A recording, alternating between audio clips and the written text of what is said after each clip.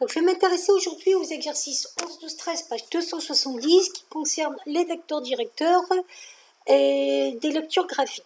Alors, par exemple, dans le 11, on vous donne trois droites D1, D2, D3 et on vous demande de trouver un vecteur directeur.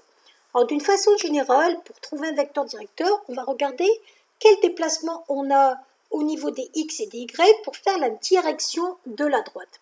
Donc, concrètement, si là, je me mets sur la figure, si je veux voir comment je me déplace, par exemple, je peux voir que si je me mets sur ce point-là, pour D2, je vais me déplacer de 1 au niveau des X, puis je vais me déplacer de moins 1 au niveau des Y pour retomber sur la droite. Donc, pour la droite D2, un vecteur directeur sera un vecteur U2 de coordonnées 1 sur les X, moins 1 sur les Y. Pour la droite D1, il faut que j'arrive par contre à tomber sur des nœuds de quadrillage, ça c'est très important. Donc pour la droite D1, si je me mets sur un nœud de quadrillage, ça va être ici.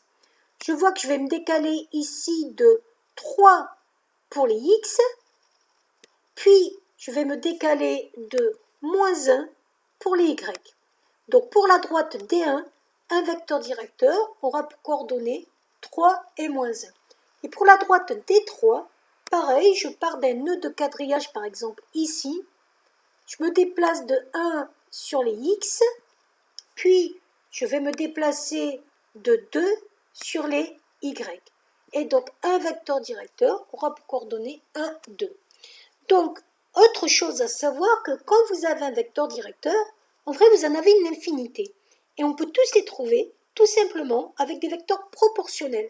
Donc par exemple ce vecteur U, si je multiplie par 2, ça fait 6 moins 4, c'est un vecteur directeur. Mais aussi, je peux m'amuser à tout diviser par 3.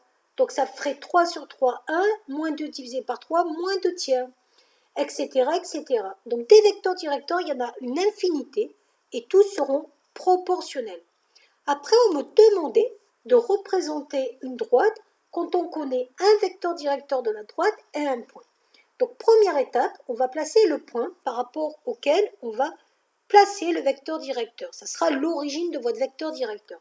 Donc je vais placer le point de coordonnées moins 2, 3. À partir de ce point, je dois faire un vecteur directeur de coordonnées moins 1, 2. Donc je pars de A, je me déplace de moins 1 sur les X, de 2 sur les Y, ça me donne mon vecteur directeur U, et j'ai plus qu'à tracer la droite au final. Pareil pour la droite D', je vais d'abord prendre le point par lequel elle passe, le point B de coordonnées 1, moins 2, puis j'ai un vecteur directeur de 3, 1 au niveau des coordonnées, donc je vais me déplacer en partant de ce point B de 3 sur les X et de 1 sur les Y, et je peux tracer ma droite D'. Voilà.